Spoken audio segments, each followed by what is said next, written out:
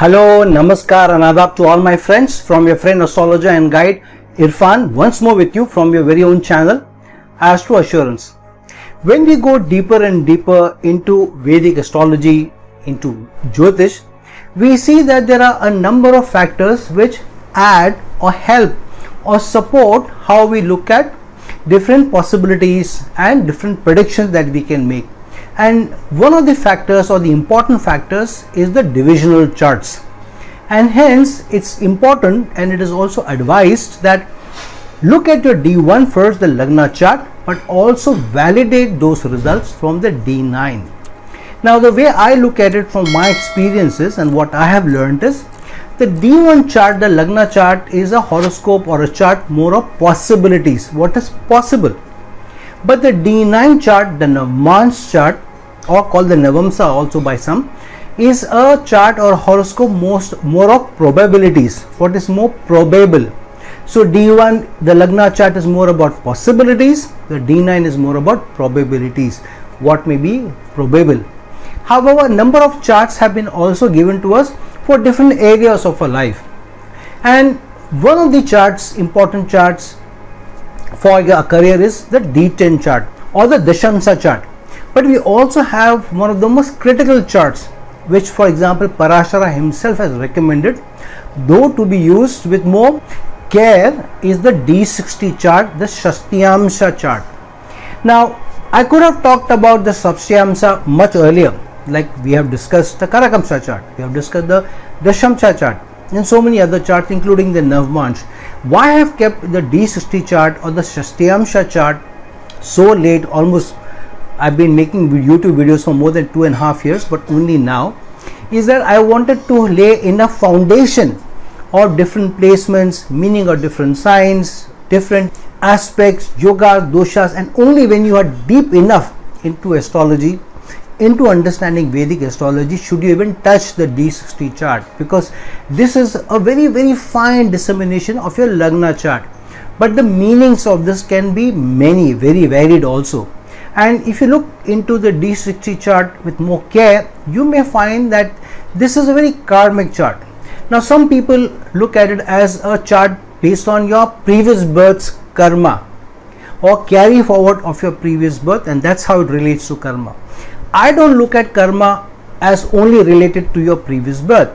I look at karma as something which you are taking as a responsibility, even a challenge for this life, which means that before you come into this world, the karma may not be decided based on your earlier life alone, but it may also be that the soul has a deal with the spiritual energy, the highest spiritual energy, that okay, let me try this, or let me do this, or give me this challenge. So each soul also agrees on a certain challenge, a certain characteristics, a certain responsibility from the supreme energy to do that karma on the world. And that's why it is karma, because what karma you have agreed to do as a soul, something which has been given to you or entrusted to you with or without your acceptance cannot be your karma, cannot be your action alone. It has to be a combination of what you face. It is like if you fail in one class, they may allow you to be promoted to another class, but with supplementaries which you still have to do. But you also have exams and learning of the new class. That's how I look at karma. There is certainly something which you're carrying forward, but a lot of it is also what challenges you have accepted to take upon yourself as a responsibility. So the D60 I see, and as I've been taught and what my experience tells me, is a mixture of your karma and probabilities. So possibilities which the D1 gives, probabilities which the D9 gives, and the karma which comes from the Shastiamsa. So the Shastiamsa is a combination of karmic probabilities, which means the karma that has been entrusted to you to be able to do those responsibilities, to do those actions. And that's why, because the soul has been given those actions as probabilities, these are karmic probabilities. And that's why the D60 chart becomes so very important. And why is it so important? This is not a chart to be delved into easily or as a matter of fact when you look at D1 and D9.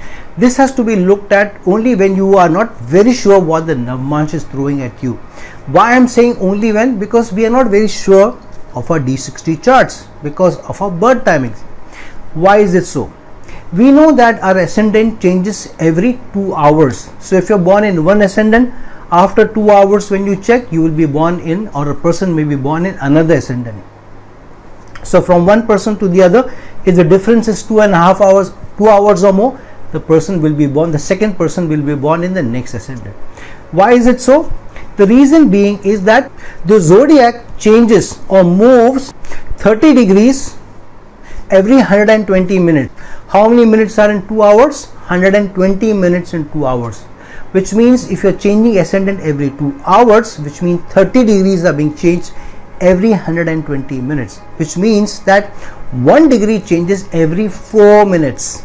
And because the Shastiamsa is the 60th part of 30 degrees, which means the Shastiamsa is looking at 0.5 of the degree within a certain sign. So when you are dividing the 30 signs into 60 parts, each part will be given 0.5 degrees. 0.5 degrees change every 2 minutes because 1 degree changes every 4 minutes. So 0.5 degrees change every 2 minutes.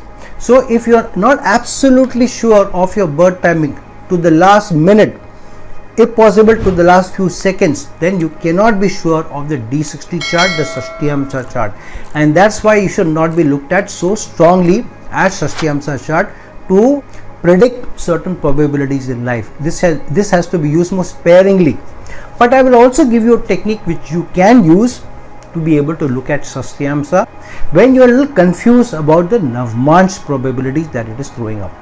However, before we go forward and we talk about that technique and we talk about D60 more further, if you are somebody who is new to my channel, or if you are somebody who is regular to my channel but you have not subscribed to my channel, you don't usually share my videos or like my videos, but you feel my videos are useful, they help you to answer some questions in your life, lay clear certain factors in your life and helps you make decisions, then please also help others get access to these videos so that they will also be able to answer with some clarity certain areas of their life and also be able to answer some queries, get some answers and also take certain decisions in their life. And you can do that by subscribing to my channel, liking this video and sharing this video, because when you do that, then YouTube promotes this channel more, promotes this video more, and through that more people get access. So it's always good to earn some good karma by helping others without much ado. So please subscribe to my channel, earn some good karma, which I'm sure will help you in the long run. Now coming to the D60 chart, I want to tell you how to calculate, how to arrive at the D60 chart. Let's delve into an example to understand it better. Now let's look at the specific example. This person has been born in the Cancer sign at the 15th degree and 44 minutes. Now when you need to create a D60 chart or the Shastiamsa chart, what do? You ignore the sign, Cancer sign, you just take the degrees, 15 degrees and 44 minutes. And the first step is that you multiply this by 2. So when you multiply this by 2, you get 31 degrees and 28 minutes. How did you arrive at 31 degrees and 28 minutes? Because 15 multiplied by 2 gives you 30 degrees and 44 multiplied by 2, because each degree has 60 minutes, and so this 44 multiplied by 2 will give you 88 minutes, which will give you 1 degree and 28 minutes. So 30 degrees of 15 multiplied by 2 and 1 degree and 28 minutes of 44 multiplied by 2. So you end up with 31 degrees and 28 minutes in all. Now you divide that 31 minutes that you have got divided by 12, because there are 12 signs of the zodiac. So when you divide 31 by 12 with any remainders, so you will have the multiplication of 2 into 12 is 24, and you are left with a remainder of 7, which cannot be further divided by 12. So you use this remainder. To this remainder 7, you add number 1. When you add number 1 to whatever remainder you have got, when you add 1 to 7, you get 8. Now this sign in which the person is born comes into question, comes into play.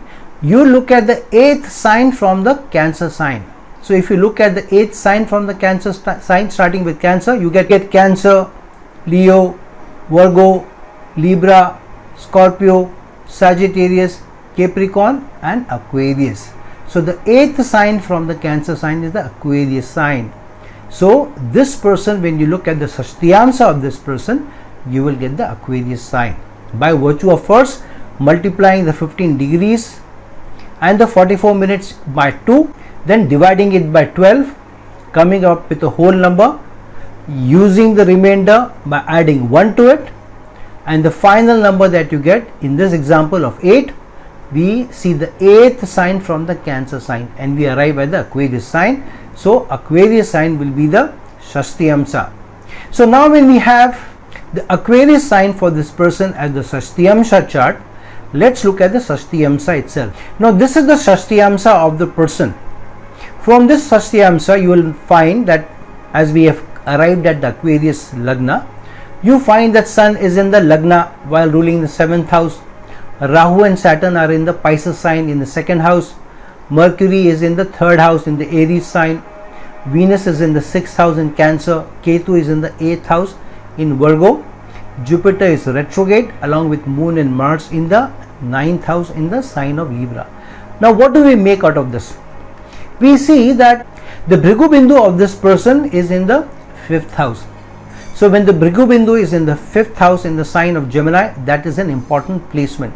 So the Bhrigu Bindu's Lord Mercury goes into the 11th house from itself in the sign of Aries, but the 3rd house of communication, which means this person will do something which he likes to do, which he loves to do, and use that to convert it into a teaching that he does on the social media.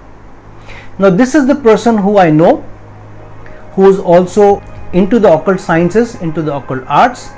He is also somebody who is not a practicing Hindu, and I've taken his permission to be able to share his charts without taking his name. So he is not a practicing Hindu, but he practices Jyotish. So he has converted what he likes to do, what he loves to do, the sign of his Bhrigu Bindu and its Lord being placed in the 3rd house of teaching. So he teaches on the social media or using the social media. And because his main belief system is not Jyotish, but he charges a fee for it, and that's why Rahu and Saturn together in the 2nd house of earning, but in the sign of Pisces. Pisces also has the 12th house energies, which is also about spirituality, which is also about the other realm. So this person peers into the other realm and uses a lot of discipline, organization, structure, dedication, puts long hard hours to be able to then use his learning to teach on the social media and draw inferences and also earn a small part of his livelihood, because of which Rahu is placed here, because Rahu here means he is delving into a livelihood which is not akin to or related to his belief system. And Venus, which rules the 4th house of domestic happiness, domestic bliss, goes into the sign of Cancer in the 6th house, which means this person may work out of home because it is in the sign of Cancer through a very supportive, understanding, empathetic method. But Ketu goes into the 8th house, which is the Virgo sign here. 8th house is also the house of occult sciences. Ketu should have given him the competence to be in astrology, but should have detached him from the 8th house. So this is a placement which is not easy to fathom for a astrologer. And Venus also rules his 9th house, which is the Libra sign, which means he serves the opposite gender through his ability to create those connections, those relationships, those partnerships, because the 6th Lord also has gone into the 9th house. And Mars is placed here. Mars is also the ruler of the 3rd house of teaching. So first he learns and then he teaches. And Mars also rules his 10th house. So makes a career out of what he has learned to teach in an area which is not his direct belief system in which he is born. But this also gives him the 7th Lord going into the Lagna, Sun. But this person's spouse is not somebody who has any connection to his work, or to what he does. Neither does the spouse define him. His service defines him. Now, when I asked him, is he absolutely sure of his birth time? He said no, he is not sure. So this particular ascendant may not be easy to take for this person. Now, when you are not too sure of the ascendant in the D60, then how can you use it? Now, use a technique which I have learned. Use the place of moon. Convert this chart from the moon's placement and use that as a Shastiamsa. Why? The moon changes its sign only every 2.5 days or whereabouts, which means the moon may not change its sign easily for hours together. So if you are not very sure of somebody's birth time, but your approximate time, then moon's placement in a sign may not change drastically. So to a large extent, you can be sure that moon's placement in a sign will be more or less the placement of moon accurately in the sign, even if the birth timing is off by 30 to 40 minutes or maybe even an hour or so. So now let's convert the Libra sign in which moon is placed into its Lagna or the Shastiamsa Lagna. So now when we convert that placement into the Lagna, the moon sign into the Lagna, now moon goes into the Lagna in the Libra sign. Now let's relook at the position and understand. Now the Lagna Lord itself, Venus has gone into the 10th house. So the person's stature, how he is seen in the society, will come from his career, from what he does. But in the Libra sign of working with people and establishing relationships and connections. However, how do we know he is a teacher? The third lord of teaching, Jupiter, goes into the Lagna itself, which means he started off his career with something else and eventually became more renowned, more learned as a teacher. And the 10th lord moon is gone into the Lagna. So the two planets, moon and Venus, are exchanging signs. Moon going into the Lagna, which means this person is very empathetic, very supportive, very motherly in his approach to how he is a teacher who helps others. And because Mars also rules the second house, what is the second house here? The sign Scorpio sign. Scorpio sign has the energies of the 8th house, and Mars goes into the Lagna. So he earns through that which is connected to the 8th house, which is occult sciences, and Mars placed in the Lagna. And 8th house lord Venus also plays into the 10th house, and the 10th lord goes into the Lagna. And how does he serve people? He serves people by converting what he likes to do and loves to do, which is the 5th house, which is ruled by Saturn, going into the 6th house. So he serves in what he likes to do, loves to do, and converts that into something that he serves people with. And how does he serve people? He serves people in that realm in which his birth, faith and belief is not associated with. And how will he be defined as somebody who serves, though not being a part of that faith? Because Rahu also aspects his 10th house. And this is also very spiritual placement, because now Ketu goes into the 12th house, which means that he will be somebody who may serve others without too much care for self. And he looks beyond self for spiritual elevation, and his take on the occult sciences and as somebody who helps others is very spiritual. You see that his Bhrigu Bindu is in the 9th house here, which is the house of learning, gurus, far distance. So the lord of the 9th house, which also has Sagittarius energies, Jupiter energies, Mercury, is placed in the 7th house itself. 7th house is the house of connections, relationship with all others, with everybody else, while Mercury also rules the 12th house of doing for others, using the spiritual medium, using the netherworld, nether realm, which is also about spirituality and astrology. So this is a very strong chart, giving connections of Saturn as the server, as the servant, getting into the 6th house of service in the sign of Pisces, ruled by Jupiter. The sixth lord Jupiter goes into the Lagna, defines him as a teacher. Jupiter is also the third lord of teaching. His Bhrigu Bindu sign lord Mercury is also the lord of his 12th house and placed in the 7th house and under mutual aspect with Jupiter, Mars and Moon. His Lagna also aspects the 10th house, and Ketu from the 12th house also aspects his 8th house, and the lord of the second house, Scorpio sign lord Mars, goes into the Lagna. So friend, these placements tell us that sometimes you may also, if you are not clear of the ascendant of the Shastiamsa, you saw how the Shastiamsa of the Aquarius sign, when we took that as the ascendant, was so strongly relating to the Libra sign which we used where moon was placed. And so because it is the very finest element, finest placements, if you are not too sure of what your ascendant in the Shastiamsa is, still use any app to create the Shastiamsa. You can use the Jagannath Hora app. You can also download it free from the internet, and then use the sign where moon is placed, converting that into the Lagna, and then see results for yourself, and then relate that to the D9 chart, the Navamsa chart, and then see what is most probable in your life. Now this is just one part of the Shastiamsa series that I am doing. I am going to follow up with 3 or 4 different videos using different examples, throwing more light, more in depth, how to use the Shastiamsa, how to look at the deities of the Shastiamsa, why some of them make sense, some of them may not make sense. More of it later. So for today friends, the first part of the Shastiamsa series, look into your own Shastiamsa chart, try and understand them more, look at the karmic probabilities which it is giving you, connect it to the D9, connect it to the D1 chart, and try and fathom, are you able to see with more clarity, more in depth, what things can be thrown at you, what probabilities may be thrown at you, what karmic probabilities can be thrown at you in the long run. And then through understanding your Shastiamsa chart better, understanding yourself better, prepare yourself for life in a much better manner and more closer, more intricate manner, rather than looking at it from a 70,000 feet level.